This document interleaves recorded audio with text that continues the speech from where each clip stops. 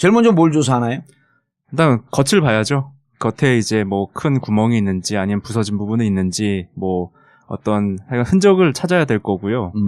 그리고 이제 그 다음 내부가 이제 좀 여러 논란이 있지 않습니까? 그래서 예. 내부에 대한 논란을 아마 계속하지 않을까 상당 기간. 그래서 그게 아마 배 부식 뭐 이런 얘기를 하는데 부식은 뭐 그게 하루 이틀 안에 뭐 배가 부식되는 건 아니니까 예. 조금 시간을 두고 좀 논의를 진지하게 할 필요가 있습니다. 야, 막상 떠오르는 거 보니까 무지하게 크대요. 그러니까 100m가 넘는다는 거잖아요. 높이가 146m. 네. 폭은 23m? 네. 예, 예.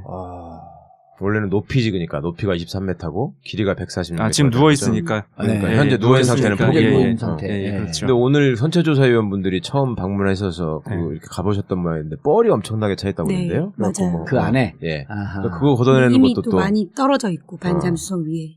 근데 그 뻘을 뭐 해수부가 1000톤 뭐 그렇게 얘기를 하는데 실제 이렇게 사진하고 보면은 뭐 그 정도까지는 아닌 것 뻘만 같아요. 1000톤 될 거라고 얘기를 했어요 해수부가. 그렇다고 들었어요. 근데 일단 뻥 치는데. 일단 좀 한 세게 좀 던진 건 아닌가 글쎄. 싶은 생각이 좀 들고 그리고 만약에 이게 흘러내린 게 엄청나거든요. 근데 예. 그러니까 엄청나다는 거는 보기에 많아 보이는데 그 정도 양에 이르진 않고 안에 오늘 위원들이 갔다 왔는데 그 어쨌든 좀 소식통이 있어가지고 예. 얘기를 들었는데 그 정도까지는 안 돼 보이더라. 그리고 안은 참 참혹하더라. 안은 뒤에서 그 지금 램프가 문이 아, 떨어지면서 예. 보이니까. 안을 볼 수 있으니까 아하. 보니까 참혹하더라는 얘기를 들었습니다. 그런데 문제는 지금 미수습자 가족을 수습하는 게 제일 큰 문제인데 네. 수습할 가능성이 있어 보여요, 없어 보여요? 아유, 해야죠. 뭐 무조건 해야 되는데 사실은. 근데 해수부가 하는 걸 보면은 진짜 많이 불안하죠. 사실 그 처음부터 뭐 유실 방지 제대로 못한 건 유실 방지망 치라고 너무 여러 번 그렇게 얘기했지만 치라고도 안 쳤잖아요. 그러니까요. 그러니까 딱 인양이 사실 그렇게까지 물론 이제 수습을 예. 빨리 해줘서 미수습자 가족들이 고맙다고는 하셨지만 사실 가족분들 만났을 때도 계속 강조하시는 게 예. 신속보다는 수습이다. 빨리 하는 것보다 수습을 할 수 있게 해주셔야 된다라고 계속 미수습자 가족들이 예, 그걸 강조하셨는데 해수부는 뭐 제가 왜 갑자기 시험 인양한다고 하다가 그렇게 갑자기 오르게 됐는지 그 시점이 마침 우연인지는 모르겠지만 박근혜의 구속영장 청구 시점하고 약간 맞물렸잖아요. 예. 그래서 왜 그렇게 급하게 하면서 사실 101개 구멍이 지금도 뚫려 있다는 거 아니에요. 그렇죠. 유실 방지가 안 되고. 예. 근데 그렇게까지 하면서 겉으로는 이제 미수습자 수습을 최고 목표로 하고 있다라고 말을 하니까 신빙성이 없는 거죠. 그러니까 구멍 뚫는 걸 그 사람들이 왜 구멍을 뚫냐고 하니까 자기들이 채택한 공법이 거기다가 무슨 부력제를 집어넣기 위해서 뚫어야 된다고 그랬던 거죠. 그렇죠. 예. 예. 그래놓고 정작 그 공법으로는 지금 올린 게 못했고. 아니잖아요. 예. 그가 참 거슬러 올라갈 수밖에 없는 얘기가 되다 보니 이게 굉장히 얘기가 길어져가지고 예. 참 저도 어디 가서 이 말씀을 드릴 때 어디서부터 말씀을 드려야 그럼 될까? 못 알아들어요, 일단. 너무 이게 꼬여갖고. 네, 그래서 그냥 좀 간단하게 예. 좀 이렇게 줄여가지고서 얘기를 하면은 애초에 정부가 이제 그 2014년도 수색 중단한 다음에 그 기술 검토라는 걸 한다 그랬어요. 그러니까 인양이 가능한지 안 한지를 네. 그 검토를 한 6개월간 했어요. 네. 그리고 대통령이 기술적으로 가능하다 그러면 인양하겠다 네. 발표하고 그 다음 주에 기술적으로 가능합니다. 이제 이렇게 발표를 했죠. 그게 네. 2015년 4월의 일이에요. 그렇습니다. 예. 1년이 참사 안 하고 일주기가 됐을 때. 일주기 임박해가지고 예. 그랬는데 그 기술 검토 보고서에 의하면은 이제 뭐 여러 교수진하고 전문가들이 많이 참여를 했는데 거기서 가장 걱정되는 그 기술 중에 하나가 부력제 방식이었습니다. 네. 왜냐하면은 부력제는 물속에서 우리가 풍선 물속에 이렇게 넣으면은 얘가 그렇죠. 짜부러들고 자기 마음대로 있지 않아요. 예. 그냥 어디로 튈지 모르거든요. 근데 이거를 배 안에 넣는다는 거는 배를 이렇게 아주 부풀어 올라서 훼손시킬 수도 있고 또 이 풍선 자체가 그냥 제 마음대로 좌우로 그렇지. 제 마음대로 빠져나갔는데 그걸 이제 했죠. 그래서 상하이 셀비즈가 그걸 선택을 했고 네. 실제 그걸 하다가 2016년도 그 작년이죠. 예. 작년 여름에 그 실제 그 폰툰이라고 하는 그 고무풍선이 바람 넣다가 쑥 빠져가지고 얘만 물 밖으로 튕겨나오고 뭐 이런 적이 있어요. 그리고 근데 그 공법이 성공한 사례는 있어요? 그 공법은 뭐 일반적으로 쓰이긴 해요. 제가 이제 저도 그 업계에 계신 분들 말 들어보면 쓰이긴 하는데 워낙에 그 좀 컨트롤이 어려워서 일단은 제한된 조건을 충분히 따진 다음에 쓴다 이런 얘기를 많이 하거든요. 그런데 근데 왜 그 공법을 하겠다 그랬어요? 그때 당시에는. 싸니까. 싸다는 얘기는 아무도 안 하죠, 사실은. 그런데 이제 우리가 추론할 수밖에 없는데 아무도 그 기술을 사용하지 않겠다고. 왜냐면은 배를 온전하게 인양한 게 목적이었거든요. 그러다 배가 보니 하듯이 저쪽으로 왔다 갔다 하면 안에 풍선 넣고. 그럼 거기 또 해류가 세다고 해수부가 계속 매일매일 얘기하지 않습니까? 뭐 악조건에다가 뭐 해류가 세다 그러다 보니 이제 불안한성이 있었는데 계속 썼고 결과적으로 작년 그 말에 심지어 이제 2016년도 금년에 인양 못한다 선언을 했죠. 그러면서 공법을 바꿨습니다. 그러니까 공법 바꾼 지는 한 불과 4개월밖에 안 되는 셈이죠. 그러다 상하이 셀비지는 뭐의 전공이에요? 상하이 셀비지는 배 건지는 전공이긴 한데 그 어느 공법을 제일 잘 써요? 그냥 와이어 걸어가지고 건지는 전통적인 방식인데 매우 신속하게 꺼내는 것 같긴 해요. 그 왜 중국 어디입니까? 양쯔강인가요? 양자강에서 그 배 침몰했을 때 바로 3일 만에 건졌죠. 3일 만에 건졌죠. 그게 상하이 셀비지가 한 거예요? 그렇다고 알고 있습니다. 그러니까 지금 설명 주신 말씀대로라면 애초에 유족들이 원했던 지금 현재 성공한 공법으로 했으면 4개월 만에 할 수 있었다는 거잖아. 근데 그 당시 그런 공법을 제시한 업체가 꽤 비쌌죠. 그러니까 네덜란드 업체 말씀하시는 거 아니에요? 예. 그게 얼마 제시했어요? 그게 1,100억인 가격이고 상하이 셀비지가 800억이라면. 얼마더라? 한 1,400 정도였던가? 대략 좀 그렇게 기억이 나는데. 300억 차이라고 들었는데, 둘이? 뭐 제 기억이 틀릴 수도 있으니까요. 지금 1,000억이 근데 좀 상하이 넘었었어요. 셀비지가 지금 800억 했다, 200억 추가인가 요가로 지금 1,000억이 넘었죠. 1,000억이 넘었죠. 그러니까 그 돈 그대로 들어간 거예요, 다시. 같은 그 싼 게 비지떡이라는 걸 얘기를 좀 누구한테 가서 좀 알려주지. 그러니까 하여튼 그것도 조사를 해봐야 돼, 이제. 근데 그 부분도 이제 차차 이게 좀 되짚어 나가면서 하나하나 좀. 처음에 네덜란드 업체가 제안했던 그 공법으로 지금 들어올린 거죠.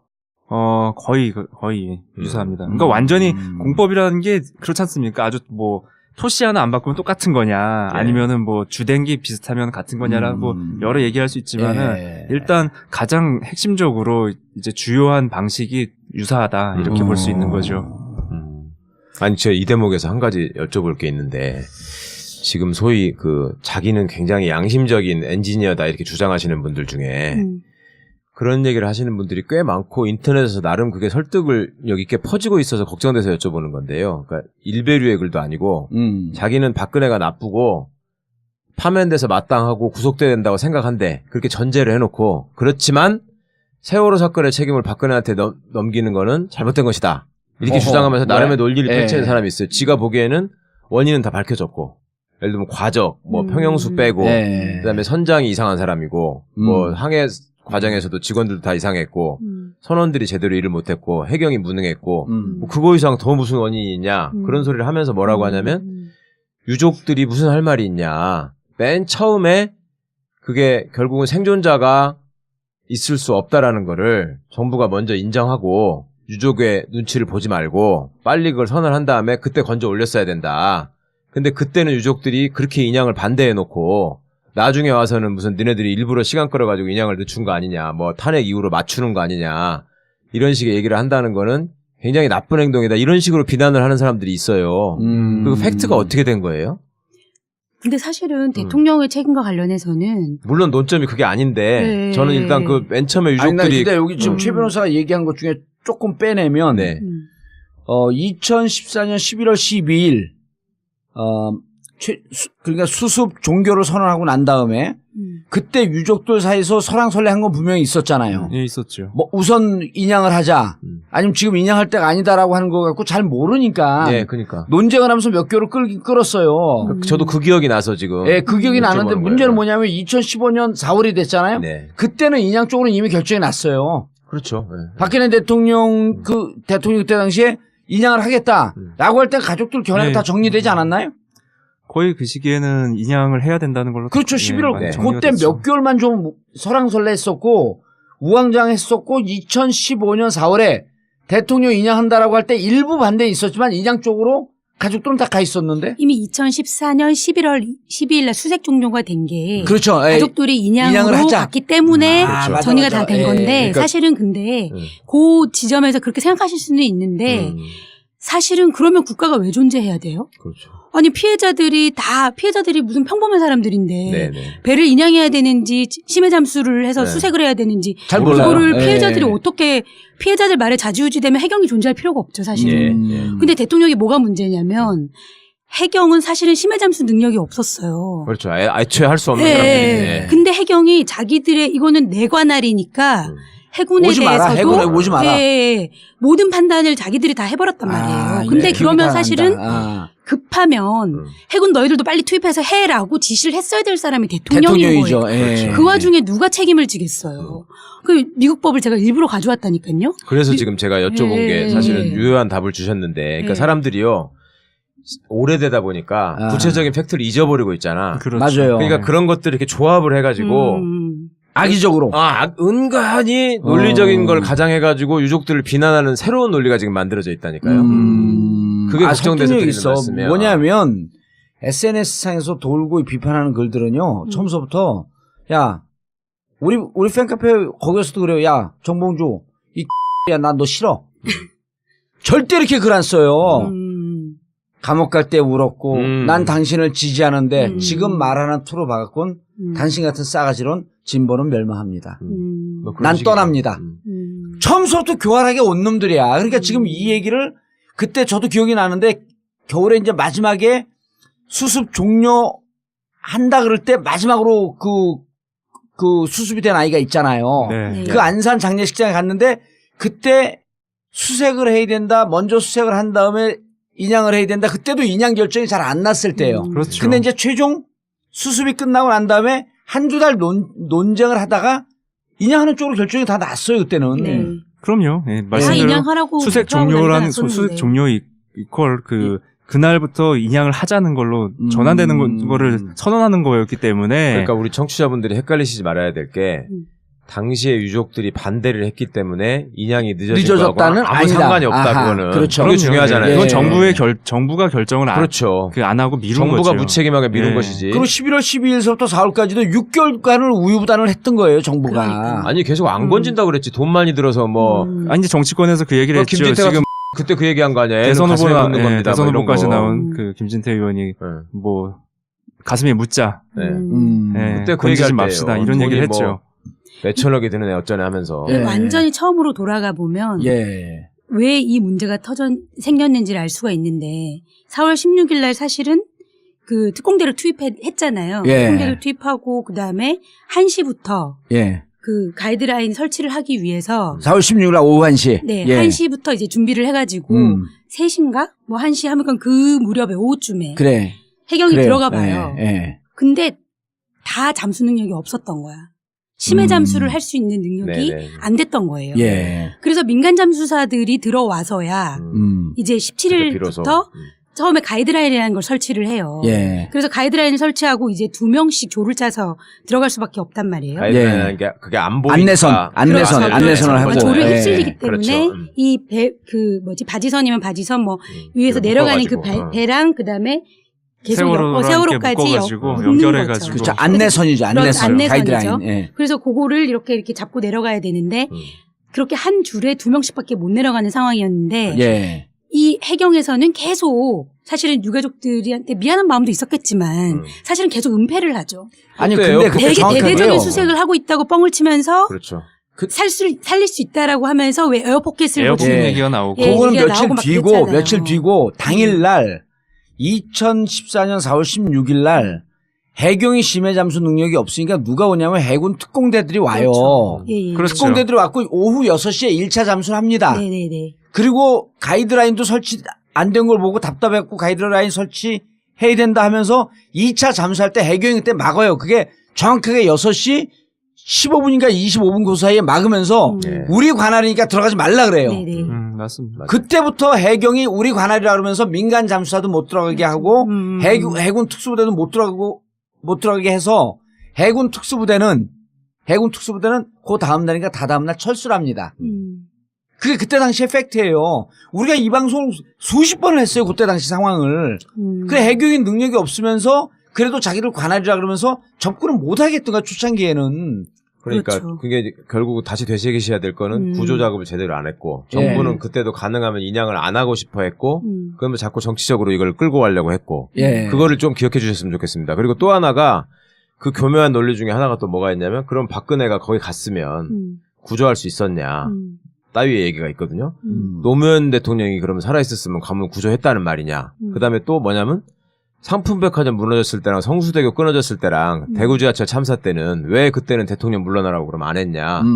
그걸 그렇게 다 갖다 붙이면 대통령이 대통령을 어떻게 하냐. 이렇게 또 그렇죠. 말을 막 섞는 거야. 그러니까 그거는 사실은 논점을 흐트린다는 걸 좀 이해하기가 쉽잖아요. 그 관점 자체가 다르니까. 어? 상품백화점 무너진 유족들을 상대로 무슨 당시에 대통령이 나서가지고 저 사람들은 정치꾼들이고 저 뭐 메르스 시체 취급하고 장사한다고. 시체 장사한다고 그런 짓을 한 적은 없잖아. 예. 대구 지하철 참사도 마찬가지고. 그러니까 그런 게 핵심인데 그걸 그렇게 갖다 엮는 거예요. 아니, 그래서 그리고 혹시 헷갈리시지 말라고 제가. 그 태안변산만도 기름 유출 사건 때 삼성 그 유조선 네. 기름 유출 사건 때 노무현 대통령이 현장에 갔잖아요. 갔었죠. 현장에 가갖고 그 현장 그 수습 책임자한테 물어보니까 이 사람은 귀신 씨나 깎아먹는 소리를 하는 거 아니야? 아니야 계속 이 얘기하고 저 얘기하고 그러니까 노무현 대통령이 질타를 하잖아요. 경비가 많이 들고 이런 거 신경 쓰지 말고 당장 수습을 하세요. 그렇죠. 그리고 또 책임은 내가 책임은 내가 지겠습니다. 바로 그게 필요한 그게 거죠. 필요한 거죠. 그럼 그렇죠. 박근혜 대통령한테 누가 갖고 오서 지가 무슨 잠수에 올림머리 다 날아가는데 현장에 가서 책임을 지는 자세 상황을 파악하고 그렇죠. 이번에 이진성 헌법재판관이 이진성하고 김희수 헌법재판관이 그러잖아요. 위기에 처할 때 국가의 지도력은 더욱더 요구된다. 네. 위기가 났을 때 국가의 지도자는 어떻게 할 것인지를 묻는 거지. 네. 직접 가서 구하라고 누가 얘기하냐 그 얘기를 하는 거 아닙니까? 그렇죠. 아니 그리고 사실은 저는 뭐 당연히 이런 참사가 일어나면 다 못 구할 수는 있어요. 네. 근데 문제는 그것에 대한 상황 파악이 대통령이 전혀 안 돼 있다. 예. 그리고 나서 플러스 뭐 구조 상황이나 이런 것에 대해서 예. 최소한 실패했다고 인정하고 그렇죠. 석고대죄하고 네, 네. 4월 17일 날 진도체육관에 5시에 박근혜 대통령이 도착을 해요. 예. 그 전에 1시나 2시쯤에 침몰 현장을 보고 옵니다. 침몰 현장을 분명히 봤어요. 그리고 그때 네. 동영상을 보면 그때 그 해경청장하고 목포서장하고 그런 네. 사람들이 막 설명을 해줘요. 근데 사실 그때 아까 말한 것처럼 가이드라인 하나에 2명씩 들어가는 네네. 대대적인 수색은커녕 완전히 실패하고 있었죠. 못하고 있었잖아요. 그때도 이미 예. 근데 언론에는 대대적인 수색을 하고 있다고 계속 오보가 나갔는데 대통령이 바보가 아닌 이상 그걸 봤을 거 아니에요. 텔레비전은 보니까. 예. 그러면 그냥 정말 솔직하게 미안하다고 하고 지금 언론에서 좀 잘못 나가고 있다라고 하든지 이렇게 인정을 하고 정확하게 지금 가이드라인이 이렇게 되고 2명밖에 못 들어가는 상황이고 정말 잘못을 빌면서 그걸 인정하고 석고대죄를 했어야 되는데 그게 아니죠. 진도체육관에서 왜 가족들이 정말 이 정부를 정말 극도로 불신하게 됐냐면 그 상황에서 김석균이 뭐라고 하냐면 500명 잠수부가 투입되고 있다라고 얘기를 해요. 해경청장 김석균이. 예. 근데 그 당시에 이미 가족들은 정보를 못 믿었기 때문에 배를 빌려서 침몰 현장에 나가 나가 다녀왔죠. 있잖아요. 다 알고 있는데. 그리고 다 봤기 때문에 카카오톡으로 다 보내줬기 때문에 막 난리가 난 거예요. 휴지를 던지고 거짓말하지 말라고. 근데 박근혜가 마이크를 받아서 뭐라고 하냐면 얘기를 하죠. 정말로 최선을 다하고 있다고 얘기를 해요. 거짓말을 한 거예요. 네. 아니면 몰랐든지. 정말로 바보든지. 제가 이런 말까지 하면 되는지 모르겠는데. 그때가 그 얘기도 한 거 아니에요? 만약에 이게 잘못되면 여기 있는 분들 다 옷 벗어야 네, 됩니다. 맞아요. 그렇죠. 그게 그날이잖아. 네. 예. 진도체육관 갔을 그래서 저는 때. 사실 되게 중요하다고 생각한 게 미국에서 대응 점검을 하는 게 바로 이런 부분이거든요. 예. 상황 파악을 제대로 했는데 말을 잘못한 거냐, 아니 일부러 은폐한 거냐, 아니면 상황 파악 자체가 그 공무원들이 자기들한테 옷 벗기기 싫으니까 그 진짜 상황을 침몰 현장을 보면서도 뭐 되게 거짓말을 거짓으로 보고를 했느냐. 네, 거짓 보고를 했느냐, 그게 상당히 중요한 부분이에요. 예. 근데 저희가 특조에서 조사를 했을 때 그거를 지금 1차, 3차 청문회 때 다 다뤘거든요. 근데 저희가 내부적으로 조사를 해보니 그 500명 잠수부가 투입됐다라는 것이 보고서에 4월 16일 날 오후 4시 보고서에 처음 나와요. 아하. 그러니까 딴 보고서에는 다 2명씩 한 줄에 2명씩밖에 밖에 투입을 못 못하고 들어간다. 있는 아주 열악한 상황이 보고서에 드러난단 말이죠. 예. 그리고 그 보고서가 안행부랑 다 청와대까지 전파가 되는 보고서예요. 근데 오후 4시 것만 유독 500명이 투입됐다. 500명이 투입됐다고 얘기가 그럼 적혀 있는 박근혜 거예요. 보고용으로 조작을 한 거네, 부풀리기로. 근데 그 4시가 그러니까 그런 의심을 할 예, 수밖에 예, 없는 것이 예. 오후 5시쯤에 안행 그 중대본에 가서 브리핑을 예. 듣잖아요. 예. 그래서 뭐 잠수 뭐 구명조끼 입고 있는데. 그 얘기했을 그때잖아요. 예. 아, 조작에 만약 그게 조작이고 허위 보고라고 한다면 근거는 있어요. 그때 해군 특공대들이 도착을 하는 시간대예요. 그래도 500명은 아니지. 500명은 아니지. 네, 근데 네. 어쨌든 거짓 보고지 그거는. 예. 그렇죠. 그럼 찾아냈어야 되는 거지. 그렇죠. 그리고 그 당시에 그러니까 4월 16일 날 4시 그때쯤에는 사실은 예. 정말로 아까 해군이 가이드라인을 설치하려고 했다고 하셨잖아요. 예. 실패했어요. 그 실패했다 그러더라고요. 예, 그러니까 그리고 예. 억지로 묶은 것이 잘못해서 4월 17일 날 민간 잠수사가 들어가서 다시 다시 묶었거든요. 했어요. 예. 음. 다시 했거든요. 지점도 예. 틀렸고. 그러니까. 예. 그리고 저희가 특히 이것이 문제가 있다라고 생각을 한 게 4월 16일 날 그 오후 2시 그때쯤에 한 라인 예. 청와대와 해경 사이에 한 라인이 있죠. 그 내용을 보면은 청와대에는 보고가 다 그대로 올라갔어요. 정확하게. 예. 한 줄에 2명씩밖에 못 들어가는데 몇 명 못 들어가고 있다. 음. 이런 식으로 올라갔고 예. 그다음에 또 해경에서도 자기들끼리 막 큰일 났네 막 이러고 있어요. 예. 진짜 큰일 났다. 그러면서 서로 막 당황하면서 이런 게 다 있거든요. 예. 근데 그 내부 한 라인의 내용을 사실은 상황실에서 다 공유한다는 거죠. 예. 예. 그럼